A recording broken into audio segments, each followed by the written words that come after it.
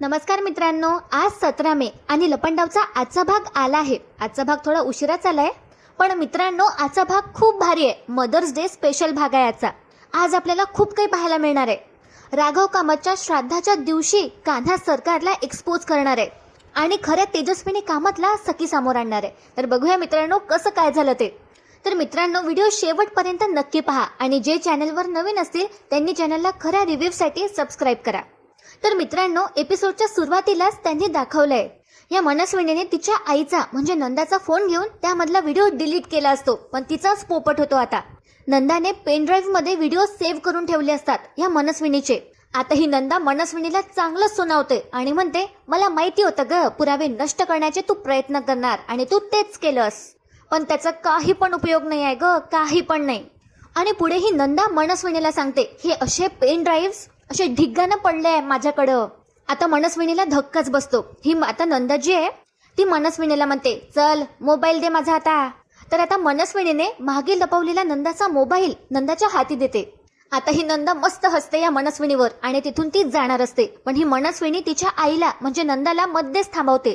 आणि बघा मित्रांनो ही मनस्विनी काय करते। आता मनस्विनी एकदम हळू आवाजात आपली मान गपचूप खाली टाकून नंदाला सॉरी म्हणते। आता नंदा सुद्धा हुशारच आणि ती मनस्विनीला म्हणते काय म्हणालीस ग तू, ऐकू नाही आलं ग। काय ना आता वयामानाप्रमाणे ऐकायला जरा कमी येतोय ना, पुन्हा बोल काय म्हणलीस तू। तर आता ही मनस्विनी जोरात ओरडतच नंदाला सॉरी असं म्हणते। आता ही नंदा सुद्धा थोडी दचकते, पण ती मनस्विनीवर हसते आणि म्हणते आत्ता ऐकायला आलं बघ मला। अगं तुझ्या ह्या गोड तोंडातनं सारी ऐकायला खूप बरं वाटलं ग। कसं असतंय ना धोत्र्याच्या फुलाला गुलाबाचा वास आल्यासारखं झालंय। आणि मग ही मनस्विनीला म्हणते असू दे बोल बोल बोल माझ्या धोत्र्याच्या फुला। आता बघा मित्रांनो ही मनस्विनी बरोबर नाटकं करते आणि म्हणते तिच्या आईला काय ग आई तुला काय मिळणार आहे, माझं पितळ सगळ्यांसमोर आणून तुला काय मिळणार आहे। आता ही नंदा आणखीच मनस्विनीला चिडवते आणि म्हणते आई, अरे बापरे आई म्हणते। आणि त्यानंतर नंदा खूप हसते या मनस्विनीवर आणि मग ही नंदा सोफ्यावर जाऊन बसते आणि या मनस्विनीला म्हणते तुझ्या तोंडातून आई ऐकल्यावर कसं वाटतंय माहितीये का। अगं तमाशात अभंग ऐकल्यासारखं वाटतंय मला। असू दे हा बोल काय म्हणतेस आई, असं आता मुद्दाम नंदा चिडवते। मनस्विनी आता बरोबर नमतीनं घेते आणि हुशारीनं घेते आणि ही मनस्विनी नंदाला म्हणते सॉरी मी असं करायला नको होतं, तुझा मोबाईल चोरून मी चूक केली, तुला ओळखण्यात मी कमी पडले ग। बरं तुला फक्त आणि फक्त पैसा महत्वाचा आहे बरोबर ना, आणि इथे तो मीच तुला मिळवून देऊ शकते आणि मी तुला पैसे मिळवून देणार आहे हे कबूल सुद्धा केलंच आहे मी। पुढे आता ही मनस्विनी एक प्रस्ताव ठेवते नंदासमोर आणि म्हणते बरं जे झालं ते विसर, आपण नव्याने सुरुवात करू। आजपासून आपण एकमेकींच्या शत्रू नाही तर आपण आजपासून हात मिळवणी करूयात, तरच ही सगळी प्रॉपर्टी आपल्या नावावर लागेल, आपल्या हाती लागेल, नाहीतर अगं आपल्याच भांडणात तिसराच कोणीतरी याचा फायदा घेईल, असं नाही वाटत का। आता नंदा थोडा विचार करते आणि मनस्विनी आता नंदाच्या उत्तराची वाट बघते। त्यानंतर नंदा आता मनस्विनीला म्हणते तुझं जे काळीज आहे ना ते काळ आहे, पण तुझी सबूत मला पांढरी वाटायला लागलीये, हाय दम हाय तुझ्या बोलण्यात, चल मंजूर आहे मला। असं म्हणत ही नंदा तिचा हात समोर ठेवते आणि ती मनस्विनी सोबत हात मिळवणी करते। आता हे दोघी एका टीम मध्ये असणार आहेत। तर बघूया मित्रांनो पुढे काय होतं। इथे आता सीन शिफ्ट होतो, सखी आणि कुल्फी बाहेर शॉपिंगला गेले असतात। आता आपल्याला तर माहितीच आहे की जी पूर्वीची कुल्फी होती ती आता चेंज झाली आहे। रस्त्याने जाताना आता सखी कुल्फीला म्हणत असते अगं कुल्फी चल ना लवकर, अजून घरी जायचंय, देवपूजा करायची, देवाला फळं व्हायचे आणि हो मला तयारही व्हायचंय। त्यावर आता कुल्फी सखीला म्हणते हो ग कुल्फी दी, सॉरी मित्रांनो हो ग सखी दी, मला माहिती आहे आज मदर्स डे आहे म्हणून तर मी आईसाठी ही गुलाबाची फुलं घेतलीत। त्यावर आता सखी कुल्फीचा लाड करते आणि म्हणते हाऊ स्वीट। पुढे बघा मित्रांनो कान्हा त्याच्या आईसाठी मदर्स डे असतो म्हणून हटके सरप्राईज आणणार आहे। इथे आता काय होतं कुल्फीचं लक्ष घोड्यावर जातं। कुल्फी आता सखीकडे हट्ट करते आणि म्हणते सखी दी घोडा प्लीज आपण खाऊयात ना। सखी आधी समजावून सांगते कुल्फीला आणि म्हणते कुल्फी बाळा आपल्याला ऑलरेडी लेट झालंय, आपल्याला घरी जायचंय चल। कुल्फी आता सखीला परत म्हणते बघ ना गो किती ऊन आहे आणि माझा घसा पण सुकतोय। तर आता सखी कुल्फीवर थोडी ओरडते आणि म्हणते सखी कुल्फीला म्हणते अगं भर उन्हात जर तू गोळा खाल्ला आणि तुझी तब्येत बरी नसली तर काय करायचं, तू जर आजारी पडलीस तर। त्यावर आता रस्त्यावरच कुल्फी हट्ट धरून बसते आणि सखीला म्हणते मला नाही माहिती, मला गोळा खायचाय म्हणजे खायचाय, आता चल। असं म्हणत कुल्फी आता सखीचा हात घेते सखीचा हात धरून ती अशी कुल्फीच्या मागे मागे आता सखी जाऊ लागते. तरी सुद्धा सखी नाहीच म्हणत असते. ती कुल्फीला समजून सांगण्याचा प्रयत्न करते, पण मध्येच अचानक कान्हाचा आवाज येतो आणि कान्हा म्हणतो, भर उन्हात कुल्फीच्या आणि बर्फाच्या गोड्याला नाही म्हणणं म्हणजे पौर्णिमेच्या रात्री चंद्राला काळं म्हणण्यासारखं आहे. आता कुल्फी तर जाम खुश होते तिच्या कान्हा जिजूला बघून. सखी म्हणते कुल्फीला आता रागातच, कुल्फी आता तर गोळा अजिबात खायचा नाहीये, चल इथून. कान्हा त्याची बुलेट घेऊन तिथे आला असतो. कान्हा आता बुलेटवरून खाली उतरतो आणि दोघींनाही तो हाय करतो. त्यावर आता कुल्फी सखीला म्हणते, जिजू बरोबर बोलतोय आणि मला सुद्धा गोळा खायचा आहे. त्यानंतर कुल्फी आता कान्हाला विचारते, पण जिजू तू इथे काय करतोयस? तर आता कान्हा सखीकडे बघतो आणि म्हणतो, भर उन्हात मी गारवा शोधतोय. कान्हा आता सखीकडे बघून असं म्हणतो आणि तो फ्लर्ट करत असतो. त्यावर आता कुल्फी कान्हाला म्हणते, अच्छा म्हणजे तू पण इथे गोळा खायला आलायस हो ना? तर आपला कान्हा सुद्धा म्हणतो, हा हा राईट राईट. कुल्फी आता परत एकदा सखीला म्हणते, सखी दी आता तरी खाऊ दे ना प्लीज. त्यावर आता सखी शेवटी मान्य करते आणि ती आता गोळ्यावाल्याला सांगते, दादा पटकन बनवून द्या हा. तर कान्हा आता गोळ्यावाल्याला थांबवतो आणि सखीकडे बघत म्हणतो, माझ्या माणसासाठी मी गोळा बनवणार आहे. तर सखी सुद्धा आता कान्हाला म्हणते, पण मी गोळा खाणारच नाहीये. तर कान्हा सुद्धा बरोबर पलटी खातो आणि तो कुल्फीकडे बघत म्हणतो, पण मी कुल्फीबद्दल बोलतोय. आणि सखीचा तिथे पचका पाडतो. असं आता त्यानंतर गोळ्यावाला जवळ येतो आणि त्याला म्हणतो, दादा मी करतो हा गोळा आता. काय ना इतक्या भर उन्हात तुम्ही गोळा किसून किसून दमला असाल, करतो मी. आणि कान्हा आता गोळा बनवायला घेतो. आता हे गोळ्यावाले दादा कान्हाला म्हणतात, ओ साहेब राहू द्या की, करतो ना मी. त्यावर कान्हा म्हणतो, नाही नाही असू द्या हो, ती माझी भाची आहे. तिचं नाव जरी कुल्फी असलं ना तरी तिला गोळा खायला आवडतो. कुल्फी गोळा मज्जाच आहे. आणि बघा मित्रांनो, कान्हा किती मस्तपैकी गोळा बनवतो आणि त्यासोबत एक स्टोरी सुद्धा सांगतो. कान्हा कुल्फीला एक प्रश्न विचारतो आणि म्हणतो, बरं कुल्फी बाळा मला सांग, जर हा बर्फाचा तुकडा तुला तसाच खायला दिला तर तुला कसा वाटणार? त्यावर कुल्फी म्हणतो, नाही नाही चांगला नाही लागणार. त्यावर पुढे कान्हा विचारतो, आणि तोच बर्फाचा गोळा म्हणजे तोच बर्फ जर तुला असा किसून दिला तर तुला कसा लागेल? त्यावर आता कुल्फी म्हणते, मग चांगला लागेल. त्यानंतर कान्हा बर्फ किसतो आणि त्यानंतर तो सखीकडे बघत म्हणतो, तुला सांगतो कुल्फी बाळा, माणसाच्या रागाचं सुद्धा असंच असतं. आणि सखीला तो समजावून सांगण्याचा प्रयत्न करतो. पुढे आता कान्हा म्हणतो, माणसाचा राग असा कठोर आणि कठीण असतो. मग काय होतो, हा राग आहे ना हा असा किसावा लागतो आणि मग तो बारीक झाला की त्याला छान असं साच्यात टाकावा लागतो. बघत राहा मित्रांनो, तिथे आता 2 माणसं असतात जे हे सगळं बघत असतात आणि हे 2 माणसं पुढे चालून कान्हा सोबत फायटिंग करणार आहे. इथे आता काय होतं, कान्हा पुढे आता म्हणतो, मग आता या बर्फाच्या गोळ्याला आधार द्यायसाठी काडी. कुल्फी तुला सांगतो, हा आधार खूप महत्वाचा असतो. मग हा आधार गोळ्याला द्या नाहीतर या हाडा मासाच्या गोळ्याला, पण आधार महत्वाचा. आता सखी गपचूप सगळं ऐकत असते. तिला सुद्धा माहिती असतं की कान्हा तिच्यासाठी सगळं बोलतोय. पुढे कान्हा सांगतो, मग ही अशी आहे की नाही, काडी या गोळ्यामध्ये रोवायची. कान्हा डेमो सुद्धा देत असतो सोबत सोबत. पुढे आता कान्हा तो बर्फाचा गोळा त्याच्या हाती घेत म्हणतो, पण कुल्फी तू बघशील ना, या गोळ्याला ना रंग आहे ना चव आहे. त्यामुळे छान रंग येण्याकरता, चव येण्याकरता छान शरबत ओतावं की नाही, जसं एका प्रेमळ जादूगराने प्रेमाने सरबत ओतावं असं. आता कुल्फी खूपच एक्साइटेड असते. पुढे आता कान्हा लाल कलरची बाटली घेतो आणि म्हणतो, आपण आता यावर ओतूया लाल रंग. आणि मग कान्हा हिरव्या रंगाची बाटली घेतो आणि म्हणतो, मग असा ओतायचा हिरवा रंग. मग त्यानंतर कान्हा आता ऑरेंज कलर घेतो आणि म्हणतो, मग ओतायचा असा नारंगी रंग. आणि छानपैकी गोळा बनवून तयार झाला असतो.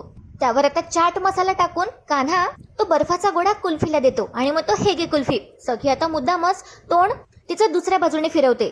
पुढे कान्हा सखीकडे बघतो आणि कुल्फीला म्हणतो, कुल्फी तुला सांगतो, बर्फाचा गोळा म्हणजे ना उन्हाळ्यातलं गाणं आहे गाणं, एक थेंब गारवा आणि मग हजारो आठवणी. सखी आता कान्हाकडे बघते आणि कान्हा स्माइल करतो. आता कुल्फी कान्हाला म्हणते, जिजू जर गोळा म्हणजे गाणं असेल तर मी त्याची चाल आहे चाल. त्यावर आता कान्हा म्हणतो, ओहो काय बोललीस तू, कम्मालच आहे. आता बघत राहा मित्रांनो, हे 2 गुंड आता सखीकडे वाईट नजरेने बघत असतात. सखी कान्हाला विचारते, बरं मग मी कोण आहे?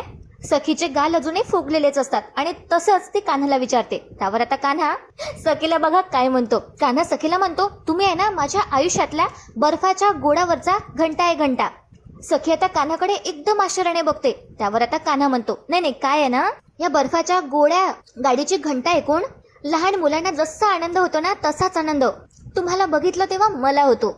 आता लेखकाने काय उपमा दिली आहे बापरे. असं आता काय होतं, हे गोळ्यावाले दादा कान्हाला म्हणतात, साहेब काय भारी बोललात, पण ऊन जरा जास्तच आहे. त्यावर आता कान्हा म्हणतो, हो दरवर्षीच वाढते, पण तुम्ही काळजी कशाला करता, कबीर आहे ना.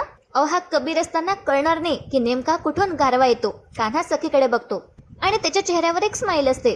आता हे गोडावाले दादा परत कान्हाला म्हणतो, साहेब उन्हात गोडा वितळतो पण राग मात्र वितळत नाही. तर कान्हा म्हणतो, काय बोललात. तर बघा मित्रांनो काय होतं. सखी आता म्हणते, कुल्फी चल. तर कान्हा सखीला म्हणतो, अरे का बोललात.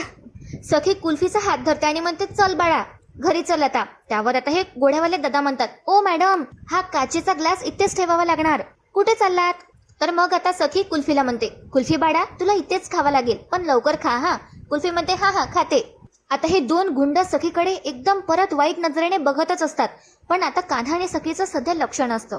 कान्हा सखीला म्हणतो, उन्हाळा आणि बायकोचा राग हा सारखाच असतो. फक्त बर्फाचा गोळा आणि बायकोचा प्रेम वेळीच मिळाला ना तर मग सगळीकडे गारवा पसरतो. आता सखी कान्हाला म्हणते, शेवटी तुझा आगाऊपणा आहे ना तुझ्याचकडे ठेव, त्यात मला काडीचा पण इंटरेस्ट नाहीये. तर कान्हा आता या कुल्फीला म्हणतो, काडीचा गोळा कसा झालाय कुल्फी. कान्हाची कॉमिक टायमिंग एकदम भारी असते. असं आता कुल्फी म्हणते, मस्त झालाय एकदम भारी. तर आता ही सखी परत कुल्फीला म्हणते, ए कुल्फी खा लवकर. आणि बघा मित्रांनो आता काय होतं. ही जी दोन गुंड आहे ही सखीवर आता कमेंट्स पास करत असतात. त्यातला एक गुंड दुसऱ्या मित्राला म्हणतो, त्याच्या भावा मला आवडलेला गोळा खाऊया ना, एकदम थंड थंड होईल, असं ते सखीकडे बघत म्हणतो एक गुंड. कान्हा आणि सखीचं लक्ष आता या गुंडांकडे जातं. ते दोघेही हे ऐकत असतात. त्यावर त्याचा दुसरा मित्र म्हणतो, पण कसं आहे मित्रा, गरमी वाढत चालली आहे ना. त्यावर त्याचा पहिला मित्र म्हणतो, हो पण सगळं कसं असं हॉट हॉट झालंय. दोघेही आता सखीकडे बघून हे सगळं बोलत असतात आणि जोर जोराने हसत टाळ्या मारत असतात एकमेकांना. तर कान्हाला आता लगेच आठवतं की जेव्हा सखी आणि कान्हा डेटवर गेले होते तेव्हा सखीने कान्हाला म्हटलं होतं, कान्हा ते दोन माणसं बघ ना कसे बघतायत. तेव्हा कान्हाने काहीच ऍक्शन घेतली नव्हती. सखीला बाजूला आणलं होतं आणि सखीने तेव्हा जाब विचारला होता कान्हाला की तू त्यांना काही बोलला का नाहीस. मला तर वाटलं की तू मस्तपैकी असं डिशम डिशम करशील.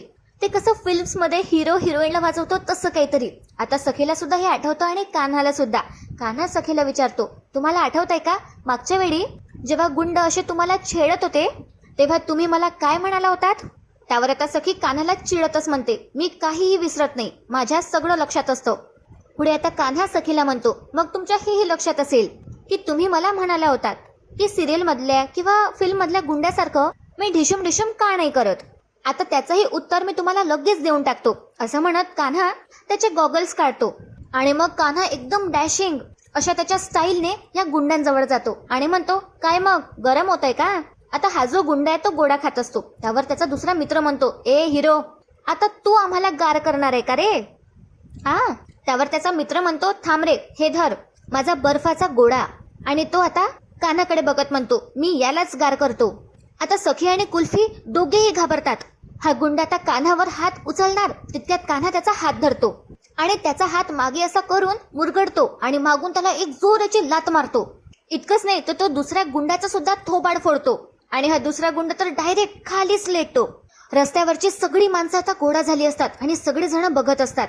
त्यानंतर कान्हा एकटाच दोघाही गुंडांना भिडतो आणि जोराजोराने दोघांनाही मारू लागतो. तर मित्रांनो लास्ट टाइम जेव्हा कान्हा आणि सखी डेटवर गेले होते तेव्हा मला असं सुद्धा तेव्हाच वाटलं होतं की कान्हाने तेव्हा सुद्धा गुंडांना मारायला पाहिजे होतं. पण असो, आजचा ऍक्शन सिक्वेन्स कमालच आहे, खूप भारी सीन आहे. आता ह्या गुंडांना खूप लागलेलं असतं आणि मग ही जाता जाता सखी समोर हात जोडतात आणि घाबरूनच तिथून पडून जातात. आणि रस्त्यावर बघत असलेले सगळे प्रेक्षक आता कान्हासाठी टाळ्या वाजवू लागतात. कान्हा आता सखी जवळ येतो आणि त्याचे गॉगल्स घालत सखीला म्हणतो, कबीरच्या स्टाईलने ऐकलं नाही म्हणून कान्हाच्या स्टाईलने त्यांना उत्तर द्यावं लागलं. माझ्या माणसांकडे कोणी वाईट नजरेने बघत असेल तर ते मी खपवून घेणार नाही. पण सखी कान्हाचे आभार मानायचे तर दूरच. ती कान्हाला म्हणते, कबीर असो किंवा कान्हा ते दोघेही खोटेच आहेत आणि त्या गुंडांचा हेतू किमान स्पष्ट तरी होता. त्यांनी त्यांचं वागणं सामोर दाखवलं, पण तू बघ ना तुझ्यासारखं नाही, समोर एक आणि मागे एक. त्यानंतर सखी कुल्फी जवळचा ग्लास घेते आणि कान्हाला म्हणते, विश्वास हा काचेसारखा असतो कबीर, एकदा तडा गेला की गेला. तू माझा विश्वासघात केलायस. आणि सखी कान्हाला स्पष्ट सांगते, आता तू कितीही काही केलंस तर माझा तुझ्यावर विश्वास बसणारच नाहीये. कान्हाला आता वाईट वाटतं आणि सखी कुल्फीला तिथून घेऊन जाते. पण कान्हा आता सखीसाठी एक सरप्राईज पाठवतो आणि ते सरप्राईज वेदू देते आता सखीला. कान्हा आता घरी आला असतो आणि बघा मित्रांनो खूप छान सीन दाखवलाय त्यांनी. आज मदर्स डे स्पेशल एपिसोड आहे. तर कान्हा थेट किचन मध्ये जातो आणि त्याच्या आईचे डोळे बंद करतो. कान्हाची आई अपर्णा किचन मध्ये काम करत असते. अपर्णा आता ओळखते आणि म्हणते, कबीर अरे काय करतोयस? काम करतेय ना मी. त्यावर आता कान्हा म्हणतो, अगं आई तू खूप काम करतेस आणि रोजच काम करते. आता एवढ्या वर्षाचं कामाचं बॅकलॉग का आताच भर काढणार आहे का त्याचं? तू आताच करणार आहे का सगळं? ते काही नाही, तू आराम करायचा साज, चल बाहेर चल पटकन. असं म्हणत आता कान्हा अपर्णाला हॉलमध्ये नेतो आणि म्हणतो, आज आराम म्हणजे आराम. आता कान्हाने त्याच्या आईसाठी स्पेशल गिफ्ट आणलं असतं, तो त्याच्या पाठीमागे लपून ठेवतो. त्यावर आता अपर्णा कान्हाला विचारते, आज का आराम करू मी? त्यावर कान्हा म्हणतो, खरं तर तू रोजच आराम करायला पाहिजे, पण आज स्पेशल आहे, आजचा दिवस सुद्धा स्पेशल आहे. त्यावर अपर्णा विचारते का? त्यावर कान्हा सांगतो, कारण आज मदर्स डे आहे, तर आजचा दिवस माझ्या आईचा, म्हणूनच माझ्या आईसाठी मी खास गोष्ट घेऊन आलोय. तर आता अपर्णाला वाटतं की सखी आली आहे. अपर्णा बिचारी दाराकडे बघते आणि म्हणते, सखी आली आहे का? त्यावर आता कान्हा अपर्णाला समजावतो आणि म्हणतो, अगं आई मला माहितीये तुला या घरात सखीला बघायचंय, पण त्यासाठी ना अजून जरा वेळ लागणार आहे. पण हा मी तुला वचन देतो, सखी नक्की या घरात येईल. पण आज मी तुझ्यासाठी दुसरी खास अशी वस्तू घेऊन आलोय. त्यावर अपर्णा विचारते, काय? कान्हा त्याचा हात आता समोर करतो आणि सुंदर असा मोगऱ्याचा गजरा त्याने त्याच्या आईसाठी आणला असतो आणि तो आता गजरा दाखवतो आणि म्हणतो, बघ गजरा. त्यावर आता कान्हाची आई त्याला म्हणते, अरे पण गजरा तर बायकोला द्यायचा असतो ना. त्यावर कान्हा म्हणतो, अगं आई मला माहितीये माझ्या बायकोसाठी मी आधीच गजरा पाठवलाय, पण तो एका वेगळ्या व्यक्तीच्या हातून. कान्हा आता स्माइल करतो आणि इथे आता सीन शिफ्ट होतो. वेदू आता गजरा घेऊन सखीच्या खोलीत आली असते आणि खरंच मित्रांनो सखी खूप गोड खूप सुंदर दिसते. स्काय ब्लू कलरची साडी सखीने नेसली असते आणि खूप सुंदर असे दागिने सुद्धा घातले असतात. खूप सुंदर असे मिनिमल दागिने असतात ते, आणि खूप दिवसांनी आपण सखीला साडीमध्ये बघतो आहोत. आता वेदूने सखीला गजरा दिला असतो. त्यावर आता सखी खूपच खुश होते आणि म्हणते, वाव गजरा, गजरा कुठून आणलास वेदू तू? तर आता वेदू खोटं सांगते आणि सखीला म्हणते, काय सांगू तुम्हाला, मी मार्केटला गेली होती भाजी आणायला. पुढे आता वेदू म्हणते, अर्ज किया है, माझ्या सखीताईवरून हटू नये कोणाच्याही नजरा, म्हणून या वेदूने आणलाय त्यांच्यासाठी गजरा. सखी सुद्धा हसते आता आणि म्हणते, थँक्यू, मला सुद्धा गजरा खूप आवडतो. त्यावर वेदू म्हणते, काही प्रश्न आहे का? सुंदर माणसाला सुंदर गोष्टी आवडतातच, पण ताई आज जी काही तुम्ही ही कमाल साडी नेसली आहे ना, त्यावर तुम्ही हा गजरा मांडला की अशा दिसाल ना, बाप रे एकदम लाजवाब. वेदू आता सखीची नजर काढते आणि वेदू आता मुद्दामच असं म्हणते, ताई तुम्हाला सांगते आपल्या बायकांचं जे सौंदर्य आहे ना ते गजरा मांडल्याने वेगळंच उठून दिसते बाप्पा. आता सखीच्या तोंडातून एकदम निघतं, कान्हा सुद्धा सेम असंच म्हणला होता संक्रांतीला. सखीला आता एकदम रिअलाइज होतं, सखीच्या डोळ्यात पाणी येतं, सखीला कान्हाची आठवण येते. सखी आता आरशाजवळ जाते आणि वेदू मनात विचार करते, बॉसने जे मला म्हणायला सांगितलं ते एकदम परफेक्ट टायमिंगवर मी म्हटलं. त्या निमित्ताने आता सखीताईने बॉसची आठवण तर काढली आणि त्यात त्यांच्याबद्दल विचारही करतायत. त्यावर लगेच आता सखी बघा काय करते, सखी तो गजरा आता टेबलवर ठेवते आणि म्हणते, नाही नाही नको मला हा गजरा. आणि ती आता खोटं सांगते वेदूला आणि म्हणते, ते ना असं ओव्हर नटल्यासारखं वाटेन, आता जे आहे ते तेवढंच बरं दिसतंय. त्यावर आता वेदू आता सखीला विचारते, काय झालं, तुम्हाला गजरा बघून कबीर दादाची आठवण झाली का? तर सखीला एकदम राग येतो. आता सखी आता मागे वळते आणि रागातच वेदूकडे बघते. तर वेदू आता इनोसंट चेहरा करते आणि म्हणते, सॉरी ताई, हे तुमचं पर्सनल मॅटर आहे, पण मी एक बोलू का हो? पुढे आता वेदू म्हणते, हे बघा ताई, काही पण झालं तरी तुम्हाला कबीर दादाची आठवण येतच आहे ना, काही पण झालं तरी तुम्हाला सन्हा आठवतेच, म्हणून मग काय तुम्ही सगळं सोडून द्याल का? हे बघा आपल्या जिंदगीत जे लिहिलेलं राहते ना तेच होते, त्यामुळे तुम्ही विचार करा. आपल्याला माहितीये ही वेदू अतरंगीच बोलते. असं म्हणत ही वेदू आता निघून जाते. सखी तो गजरा तिच्या हाती घेते. आता इथे आता सीन शिफ्ट होतो आणि कान्हा त्याच्या आईच्या केसात छानपैकी असा गजरा मारतो. कान्हा आता त्याच्या आईला म्हणतो, ओहो काय गोड दिसतेस. अपर्णा म्हणते, चल रे, हा सुद्धा गुण तू तुझ्या बाबांकडूनच घेतलाय, तुझे बाबा सुद्धा असंच करायचे, त्यांना सुद्धा सवय होती माझ्यासाठी गजरा आणायची. तुला सांगते कान्हा, आमचा राग मिटवायचा असेल, भांडण मिटवायचं असेल, किंवा एखादी बिझनेस डील झाली आणि तुझ्या बाबांना खूप आनंद झाला असेल, तर ते हमखास माझ्यासाठी गजरा घेऊन यायचे आणि हा एक गजरा आमचं आयुष्य सुगंधित करून टाकायचा. त्यानंतर अपर्णा फोटो फ्रेम कडे बघते आणि देवदत्ताकडे बघते त्या फोटो फ्रेम मधल्या आणि म्हणते, बघता बघता तुझ्या बाबांना जाऊन 12 वर्ष झालेत, आता या एका आठवड्यात त्यांचं वर्ष श्राद्ध आहे. कान्हा म्हणतो, हो आहे माझ्या लक्षात. काय ग आई, बाबांबद्दल बोलताना केवढी हरवून जातेस तू? तर आता त्यावर अपर्णा कान्हाला सांगते, अरे तुझे बाबा होतेच तसे, पण नियतीला काही वेगळंच मान्य होतं. पुढे आता अपर्णा कान्हाला म्हणते, असो, पण आता जर तुझी बायको सखी आपल्या घरात आली ना की आपलं कुटुंब पूर्ण होईल. पण सखी येईल ना रे नक्की? मला तिला आपल्या घरी आलेलं बघायचंय, मला तिचं हळदी कुंकू करायचंय, ते येईल ना रे? त्यावर आता कान्हा म्हणतो, अगं आई येईल, सखी नक्की येईल आपल्या घरी, आणि ते सुद्धा तुझी सून म्हणून. कान्हा त्याच्या आईला वचन देतो आणि म्हणतो, तुझ्या सगळ्या इच्छा पूर्ण होतील, माझ्यावर विश्वास ठेव. अपर्णा म्हणते, हो रे बाळा. कान्हा आता माबद्दल विचारतो अपर्णाला. तर आता अपर्णा सांगते की मा हल्ली रोज सकाळी गाडी घेऊन जातात. कान्हा विचारतो, काय एकट्या जात आहेत का? ड्रायव्हर नसतो का सोबत? त्यावर अपर्णा सांगते, असतो रे, पण त्याला नेत नाही बरोबर. कान्हा पुढे काही बोलणार तितक्यात त्याला आता वेदूचा कॉल येतो. वेदू आता कान्हाला सगळं सांगते. ती सांगते, बॉस सखी मॅडमला मी गजरा दिला, पण त्यांनी तो गजरा माळलाच नाही. गजरा पाहताच त्यांना तुमची आठवण झाली आणि मग त्यांचा चेहराच पडला. हो अरे बॉस, तुम्ही इतके प्रयत्न करतायत पण तुमचं प्रेम सखी मॅडम पर्यंत पोहोचतच नाहीये. कान्हा म्हणतो, पोहोचेल, माझं प्रेम सखीपर्यंत लवकरच पोहोचेल. त्याने जरी म्हटलं असेल की त्या गजरा माळणार नाही, तरी त्या गजरा माळेल. मी त्यांना चांगलंच ओळखतो. त्यावरून सांगतो, जी गोष्ट सखी म्हणते ना ते ती कधीच करत नाही. असं म्हणत कान्हा आता फोन ठेवतो. आणि बघा मित्रांनो, तसंच होतं. इथे आता सीन शिफ्ट होतो. सखी जिण्यावरून खाली उतरत असते. सखी खूपच एक्साइटेड असते आणि सखीने कान्हाने दिलेला गजरा केसात माळला सुद्धा असतो. वेदू आता नीट बघते आणि तिला सुद्धा हे लक्षात येतं. वेदू आता तिच्या मनात म्हणते, मानलं बॉसला, शेवटी सखीताईने गजरा माळलाच. आता हॉलमध्ये सगळे जण असतात, कारण सखी तिची सगळी प्रॉपर्टी आज मनस्विनीच्या नावावर करणार असते, स्वतःची आई समजून. आता ही मनस्विनी सुद्धा आणखीच दिखावा करते, आणखीच चांगलं वागते आणि सखीला म्हणते, खूप छान दिसतेस. सखी तिच्या आईला म्हणजे या मनस्विनीला मिठी मारते आणि म्हणते, हॅपी मदर्स डे आई. मनस्विनी थँक्यू म्हणते. पुढे सखी सांगते, आज कितीतरी दिवसांनी मी मदर्स डे सेलिब्रेट करतेय, नाहीतर गेली कित्येक वर्ष. आणि सखी मध्येच थांबते. त्यावर मनस्विनी म्हणते, अगं जाऊ दे ना. अगं वेडाबाई, कशाला हवेत त्या जुन्या आठवणी? सखी म्हणते, हो बरोबर आहे तुझं, आज सगळं छान आणि चांगलंच घडणार. सखी इमोशनल होते. इथे आता सीन शिफ्ट होतो. कान्हा आणि किरण टेरेसवर असतात. किरण आता कान्हाला म्हणतो, काय श्राद्धाच्या दिवशी सरकारला एक्सपोज करायचं? अरे कबीर, कसं करणार आहेस? अरे ती बाई आपल्यावर आधीच भारी पडली आहे. तिने आपल्याला एक्सपोज केलंय, माहितीये ना? आणि आपल्या हातात तिच्या विरोधात काहीच नाहीये. अरे, आणि ज्या डोळ्यांवर आपण डाव रचू शकत होतो त्याच्यातून तर तिने हवाच काढून घेतली. किरणला आता टेन्शन आलं असतं. पुढे किरण म्हणतो, आज जर खऱ्या तेजस्विनी मॅडम असत्या तर शक्य झालं असतं, पण आता त्याही नाही आहेत.